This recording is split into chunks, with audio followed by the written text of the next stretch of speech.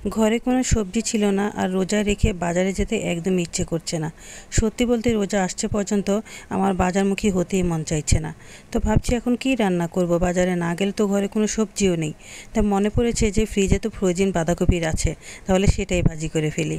তো এখন বাঁধাকপিটা নামিয়ে নিয়েছি আর এগুলোকে এখন কুচো কুচো করে নিচ্ছি। আসসালামু আলাইকুম, কেমন আছেন সবাই? আশা করি ভালো আছেন।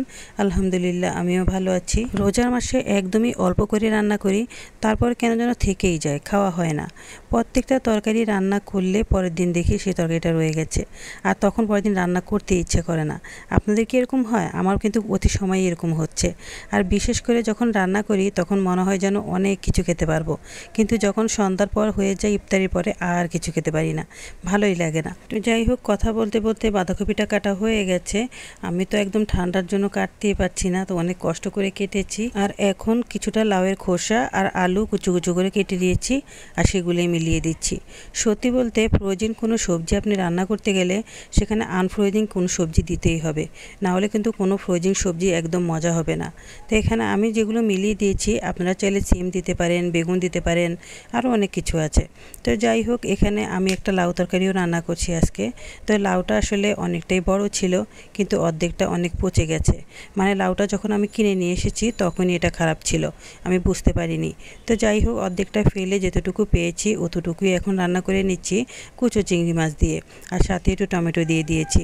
যাই হোক, পাশের চুলাতে লাউটা দিয়ে আরেকটা কড়াই বসিয়ে দিলাম, আর এখানে একটা মাছের মাথা ভালো করে ভেজে নিয়েছি, একদম কড়কড়া করে ভেজে নিয়েছি আর ভেঙেও দিয়েছি, ভেঙে একদম কুচো কুচো করে ফেলেছি।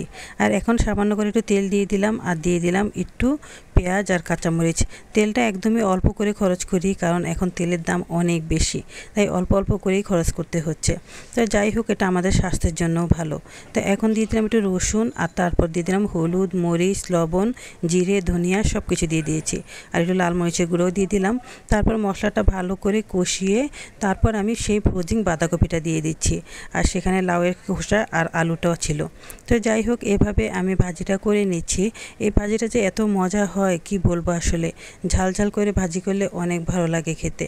তো যাই হোক, এখন ভালো করে নেড়ে চেড়ে মশলাটা মিশিয়ে দিচ্ছি, তারপর আমি এরকমভাবে কিছুক্ষণ ভাজি করে নেব। রোজাগুলো মনে হয় যেন খুব দ্রুতই চলে যাচ্ছে। এই দেখতে না দেখতেই 4টা রোজা শেষ হয়ে যাচ্ছে, আজকে 4 নাম্বার দিন। কিন্তু রোজাগুলো থাকতে অনেক ভালো লাগছে, অন্যান্য বারের তুলনায় এবার কোনো পানি পিপাসা লাগছে না, আর বিশেষ করে দিনগুলো একটু ছোটো ছোটো লাগছে। আর এদিকে লাউটা রান্না হয়ে গেছে, আর কিছুটা টমেটো দিয়ে দিয়েছিলাম, আর এখন ধনিয়া পাতা দিয়ে নামিয়ে ফেলবো। আর ধনিয়া পাতা ছাড়া তো কোনো কথাই নেই, এখন প্রত্যেকটা তরকারিতে ধনিয়া পাতা না দিলে আমার ভালোই লাগে না। তো ধনিয়া পাতা দিয়ে নামিয়ে ফেলেছি, আর এখানে ভাজিটা হচ্ছে। তা এখন ভাজিটা প্রায় অর্ধেকটা হয়ে এসেছে, আর এখন দিয়ে দিলাম মাছের মাথাটা দিয়ে এখন ভালো করে আরও কিছুক্ষণ আমি এভাবে রান্না করে নেব।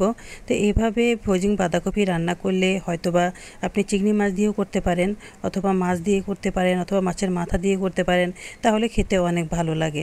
এখন আরও কিছুক্ষণ ভালো করে রান্না করে নেব, আর তারপর দিয়ে দেব ধনিয়া পাতা। মাশাআল্লাহ, বাঁধাকপিটা দেখতে কিন্তু অনেক সুন্দর হয়েছে, খেতেও অনেক মজা হবে। তো আলহামদুলিল্লাহ, আমাদের আজকে রান্নাবান্না এতটুকুই। যেহেতু রোজার মাস তেমন একটা খাওয়া হয় না, তাই অল্প রান্না করলে সেটাই থেকে যায়, তাই অল্প কিছুই রান্না করলাম, বেশি কিছু রান্না করিনি। শুরু হতে না হতেই 5 রমজানে চলে গেছি। এত তাড়াতাড়ি 5 রমজান হয়ে যাবে ভাবতেও পারছি না, এত দ্রুত দিনগুলো যাচ্ছে বুঝতেই পারছি না। আসসালামু আলাইকুম, কেমন আছেন সবাই? আশা করি ভালো আছেন। আলহামদুলিল্লাহ, আমিও ভালো আছি। তো এখানে আমি কিছুটা আলুনি বানিয়ে নিচ্ছি। আজকে আমার আলুর চপ বানাতে একদমই ইচ্ছে করছে না, তাই ভাবছি এভাবে আলুনি বানিয়ে নিই। তো আমার বাচ্চারা আবার এভাবে আলুনি খেতে অনেক পছন্দ করে। আর রমজানে আসলে অনেক কিছুর আইটেমই আমরা তৈরি করি, কিন্তু সব কিছু খেয়ে পরবর্তীতে আমরা অসুস্থ হয়ে পড়ি। আর এই অসুস্থ হওয়ার চাইতে অল্প খাওয়া অনেক ভালো, কি বলেন? তো যাই হোক, এখানে আমি কয়টা আলুনি বানিয়ে নিলাম, আর এখানে কিছুটা পেঁয়াজু বানিয়ে নিচ্ছি। পেঁয়াজুটা আমার বাসায় অনেক পছন্দ করে সবাই, তাই পেঁয়াজুটা একটু বেশি করেই বানাচ্ছি। তো যাই হোক, এছাড়া আমি বুট ভাজাটা আরও আগেই করে ফেলেছি, আর সেটা আমি গতকালকে করেছিলাম। আমি আবার একদিনে বুট ভাজা করলে 2-3 দিন খাই, মানে প্রতিদিন করি না। প্রতিদিন করতে আমার একদমই ভালো লাগে না। আর এখানে কিছুটা লুডুসও রান্না করে নিচ্ছি, যেহেতু ঘরে বাচ্চারা আছে, বাচ্চা থাকলে যা হয় আর কি, আমরা বড়রা যেমন তেমন, কিন্তু বাচ্চাদের তো একটু স্পেশাল খাওয়া লাগেই। তো যাই হোক, এখানে আমি ম্যাগি নুডলস রান্না করে নিয়েছি, অল্প করে রান্না করেছি যেহেতু আমি ইফতারিও বানিয়েছি। ইফতারি ছাড়া তো আমাদের চলেই না, ছোটোবেলা থেকে আমাদের এই অভ্যাস, মানে বাবার বাড়ি থেকেই অভ্যাস করে এসেছি যে ইফতারির সময় ইফতারিটা খেতে বেশি ভালো লাগে। আর কেন যেন তখন ইফতারিটা এত মজা লাগে কি বলবো, আসলে সারাদিন উপোস থেকে যখন ইফতারিটা খাই ভীষণ ভালো লাগে। আমি এখানে ইফতারিটা মাখিয়ে নিয়েছি, একদম কুচু কুচু করে নিয়েছি আর সব কিছু দিয়ে দিয়েছি, শসা, তারপর একটু পুদিনা পাতা, আর পেঁয়াজটা আমি ইফতারিতে ব্যবহার করি না। তো আর এখানে আমি যেই ভাজাগুলো করেছি ওখান থেকে সবগুলো দিয়ে দিয়েছি, শুধু কয়েকটা আলু নিয়ে আমি রেখে দিয়েছি এমনি খাওয়ার জন্য। আমার বাচ্চারা এমনি শুধু শুধু খেতে আবার অনেক পছন্দ করে। আর কিছুটা লেবুর শরবত বানিয়ে নিয়েছি আর সাথে কয়টা খেজুর নিয়ে নিয়েছি। আসলে ইফতারিটা অল্প করে করতে করতে অনেক কিছুই হয়ে যায়।